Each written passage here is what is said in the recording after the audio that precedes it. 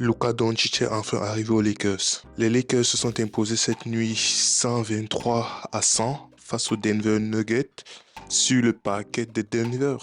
Un fait qui n'était pas arrivé depuis une éternité déjà. Limite, c'est pour vous dire, pour vous remettre dans le contexte, sur les 14 derniers matchs, les 14 dernières confrontations Lakers-Nuggets, les Lakers ont gagné le grand total d'une seule fois. C'était en playoff l'année passée. Du moins, oui, l'année passée. Les Lakers sont donc sur une série de 14-2 face aux Nuggets, de 13-2 en 15 matchs face aux Nuggets. Les Lakers sont sur une série de 1-0, 1 en victoire des Lakers. Les Lakers de Luka Doncic sont sur une série de 1-0 face aux Denver Nuggets. Un match exceptionnel de la part des Lakers. On peut le dire. Jusqu'ici, c'est vrai, Luka Doncic, depuis son arrivée aux Lakers, a joué très peu de matchs. Notamment, je crois que c'était son 4e match, au grand plus, 4e ou 3e match. On peut dire enfin qu'on a eu un aperçu de ce que Luka Doncic peut donner avec les Lakers. Il sort de ce match en étant meilleur scoreur des deux équipes avec 30 points. On peut dire enfin que c'est le premier match signature de Luka. Bon, on est dans le débrief global, on n'est pas dans le débrief de Luka. Du coup, je vais parler des trucs qui m'ont marqué dans ce match. Ce match, pour vous dire la vérité, franchement, je n'étais pas rassuré. Je suis traumatisé. Les Nuggets nous ont traumatisés. Tout fan des Lakers que tu es, tu dois être traumatisé par les Nuggets, en fait. Pourquoi je dis ça? Je dis cela parce que les Nuggets, face aux Lakers, on a eu l'impression durant ces 2-3 dernières années que peu importe le niveau d'excellence auquel les Lakers jouent face aux Nuggets, ils vont toujours finir par perdre. Ce sentiment-là était devenu, je ne vais pas dire naturel, mais c'était devenu une norme, une normalité. Heureusement pour nous, ou du moins, si je peux dire, avec l'arrivée de Luka, nous avons une nouvelle dynamique est lancée, si je peux dire ça comme ça. Première confrontation, première victoire, une victoire de qualité, une victoire exceptionnelle. Je le répète, les Nuggets ont perdu face aux Lakers à domicile 123-100. Ils se sont fait totalement blowout à domicile. C'est historique. Ça fait longtemps qu'on attendait une victoire comme ça. Ça fait longtemps qu'on n'a pas eu un statement, comme les Américains aiment le dire. Un statement, c'est une victoire vraiment écrasante. On a dominé du début jusqu'à la fin.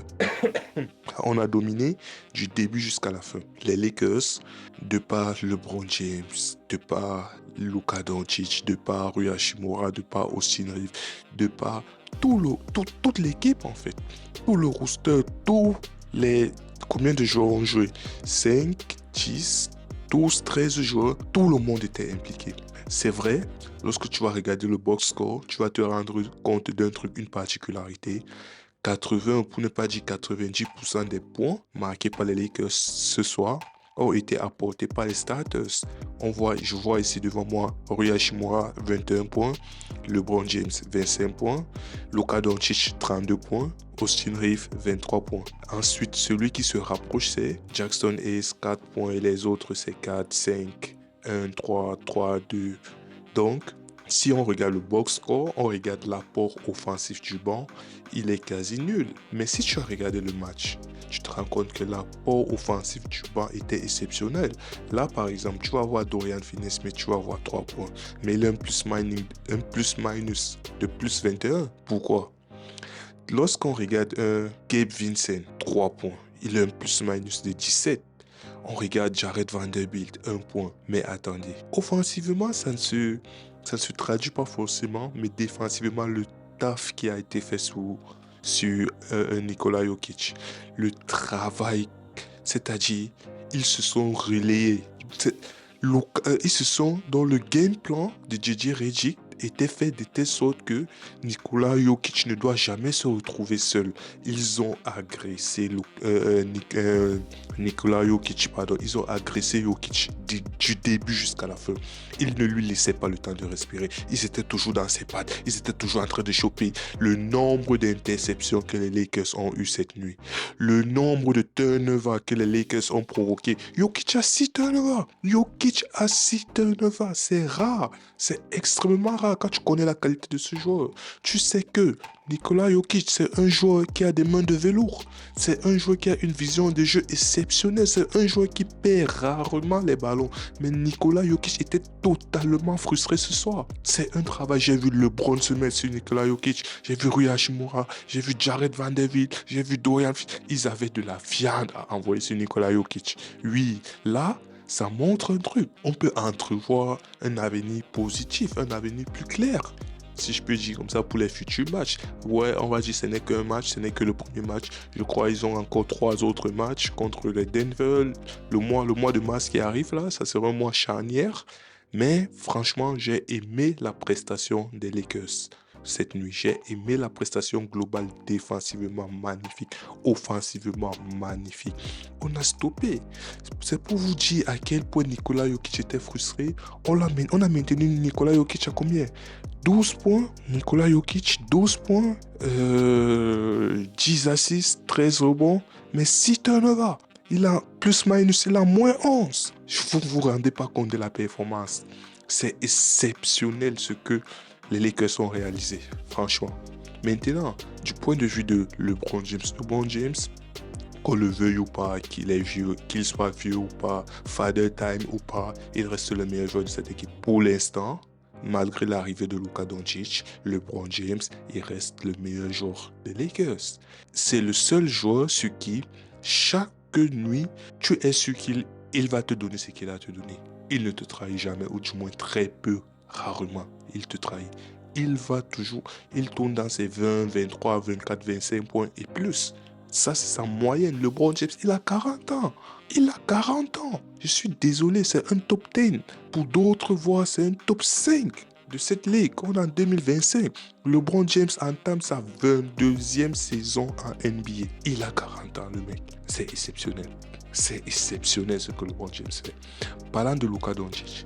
Luka Doncic était en forme. Luka Doncic était en canne. J'ai vu Luka Doncic faire des actions défensives. J'ai vu Luka Doncic bloquer qui est Gordon ou bien Christian Brown. Je sais, bref, j'ai vu Luka Doncic défendre. J'ai vu Luka Doncic impliqué défensivement. J'ai vu Luka Doncic qui fait des styles. J'ai vu Luka Doncic qui fait des blocs. J'ai vu Luka Doncic qui fait l'effort de ne pas être une liability en défense. Mais c'est exceptionnel.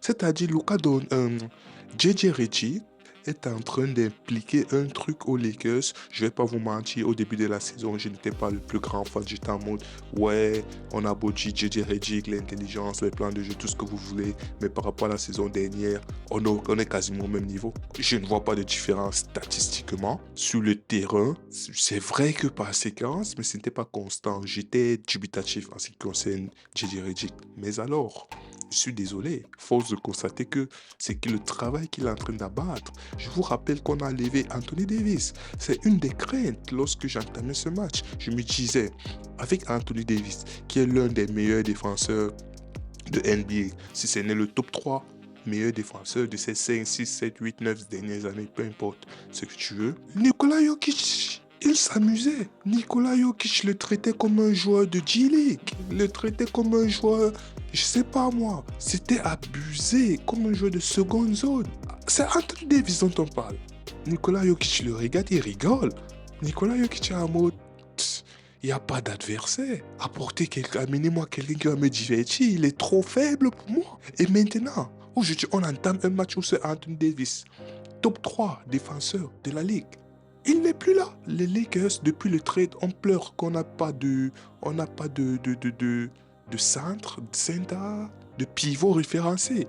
On n'a pas de pivot qui est un rim protector. Et tu sais que tu affrontes Nikola Jokic. J'étais en train de pleurer, j'étais en mode pardon. Je ne veux pas seulement l'humiliation, que ça ne vit pas l'humiliation. Tellement on était habitué à être humilié. Mais alors, je ne m'attendais pas à ce qui allait se passer. J'ai été agréablement surpris. Ce match était... J'en perds les mots. Ce match était magnifique. Performance offensive, tout le monde est impliqué. Performance défensive, tout le monde est impliqué. On a dégoûté. Non, vous ne vous rendez pas compte un peu de l'exploit. Vous ne vous rendez pas compte du niveau défensif qu'on a produit ce soir, au point où Jokic était frustré. Jokic était dégoûté. Jokic, on a maintenu Jokic à 2 sur 7. Jokic a tiré 7 fois dans ce match. Nikola Jokic, MVP, triple MVP, triple MVP. Limite, cette saison, il est encore MVP. Il a tiré 7 fois dans ce match. 2 paniers marqués, 5 ratés. 7 fois. Je ne sais pas si vous vous rendez compte un peu du truc. Non, mais c'est les Lakers, franchement. C'est là, quand j'ai regardé sur un plan de vue un peu plus global, je me dis, il y a un schéma qui se répète. C'est vrai, face aux petites équipes, on a tendance à faire du n'importe quoi. Lors du dernier match face aux Blazers, un LeBron James qui tourne à 11 turnovers, du n'importe quoi, mais on a réussi à s'en sortir. Le match d'avant, c'était face aux Hornets. Ça nous est resté au cou. Un match qu'on aurait dû gagner, on a perdu. Le match d'avant encore, il y a de cela 2-3 matchs, c'était face au Jazz. On a perdu. Mais par contre, un truc sur lequel on ne peut pas nier, on ne peut pas discuter, c'est que face aux grandes équipes, on performe. Je sais pas, les Lakers de JJ Redick, face aux grandes équipes, que ce soit les Nuggets, que ce soit les Cleveland, c'est vrai, on a perdu, mais c'était pas évident. Je crois qu'on a gagné aussi un match face à eux, si je me rappelle bien. Face aux Celtics, face à, je sais pas, OKC. Bref, les grandes équipes de cette conférence, on a gagné. On a gagné des matchs contre les grandes équipes de cette conférence. Peu importe le niveau, cette saison qu'on les a pris, on a au moins gagné un match face à eux et avec la manière. Donc franchement, le travail de JJ, faut souligner le travail de JJ Redick. Cet homme exceptionnel. Faut souligner l'implication, l'effort de LeBron James. Ce type, je le répète, 22e saison en NBA, type pas 40 ans. Il est top 5 de la ligue. Je ne sais pas si vous vous rendez compte de la dinguerie. Je ne sais pas si vous vous rendez compte de ce que ça signifie en fait. Exceptionnel. Luka Doncic. Est-ce le début? Est-ce le début de l'ère Luka Doncic? Le début de l'ère Luka Doncic était lancé ce soir avec son premier match à 30 points. Seul l'avenir nous le dira. D'autant plus que je n'ai pas assez remercié Rui Hachimura, Austin Reeves, ces deux-là. Comme c'est qui le disait, Pat Beverley le disait dans un podcast, si je me rappelle bien. Les Lakers, mine de rien, ont l'option, la troisième option, la meilleure troisième option de la ligue, à la personne de Austin Reeves. La quatrième meilleure option de la ligue, à la personne de Rui Hachimura. Et ça s'est confirmé ce soir. Vous voyez, 21 points, 23 points, Austin Reeves qui est sur un streak impressionnant. Austin Reeves qui met des 30 points, Austin Reeves qui met des 25, Austin Reeves qui met des 40 points. Je ne sais pas si vous vous rendez compte du truc. Et il est troisième. Il a la troisième option, il te met des 40 points. Par soir, juste par soirée, chaque soir, tu sais que Austin Reeves, au minimum, il va te mettre 20 points. Au minimum. Mais c'est cette équipe, mine de rien, franchement, je ne vais pas m'enflammer, mais il y a de quoi. Je vais comprendre quelqu'un qui dit, ouais, je vois les Lakers à la finale, je vais comprendre le pourquoi. Je ne vais pas m'enflammer, mais je vais comprendre pourquoi. Top performance de la part des Lakers cette nuit. Magnifique. Maintenant, le point que je voulais souligner, c'est quoi? Le mois de mars sera un mois charnière. Je crois, les Lakers ont le planning, le schedule le plus difficile de cette deuxième partie de saison. Les Lakers vont affronter cette nuit, le 22, on a affronté Denver. Mardi, le 25, on va affronter Dallas. Jeudi, le 27, on va affronter Minnesota. Le 28 et le 2, on va affronter les Clippers. Ensuite, le 4, on va affronter les Pelicans. Ensuite, le 6 mars, on va affronter New York. Le 8 mars, on va affronter Boston. Le 10, on va affronter Brooklyn. Brooklyn, tu peux dire, ouais, ok, c'est... Mais sinon, après, le 13, on va affronter Milwaukee. Le 14, on réaffronte Denver. Le 16, on affronte Phoenix. Le 17, San Antonio. Oui, San Antonio, on va dire, ouais, Wemby, sa blessure, Wemby, diagnostic médical, Wemby out. Mais il y a De'Aaron Fox. Il y a De'Aaron Fox qui fait le taf. Ensuite, le 19, on réaffronte Denver. Et le 20, on affronte Milwaukee. Et dans tout ça, il y a des back-to-back, notamment le jeudi 13 mars, on va affronter Milwaukee. Et en back-to-back, vendredi 14 mars, on affronte Denver. Le 17, San Antonio. Le 19, Denver. Pas mof. Non, non, non, non, non, non, non. 19, mardi le 17, on affronte San Antonio. Une nuit plus tard, on affronte Denver. Back to back, on affronte Milwaukee. Notre planning est exceptionnellement dur. C'est, pour dire, c'est le moment de vérité. C'est la dernière ligne droite. C'est à ce moment-là, on va voir de quoi les Lakers sont faits. On va voir de quel bois les Lakers sont faits. On va voir où on va se retrouver, d'autant plus qu'on est à l'ouest. Une conférence extrêmement compétitive, extrêmement serrée. De la deuxième, troisième, quatrième place jusqu'à la huitième, neuvième, dixième place. C'est serré. Il y a à peine 5 matchs d'écart. Je ne sais pas si vous vous rendez compte. Et on a un planning comme ça. Non, ça risque d'être... Ouf, ouf. Je transmets déjà, j'en perds les mots.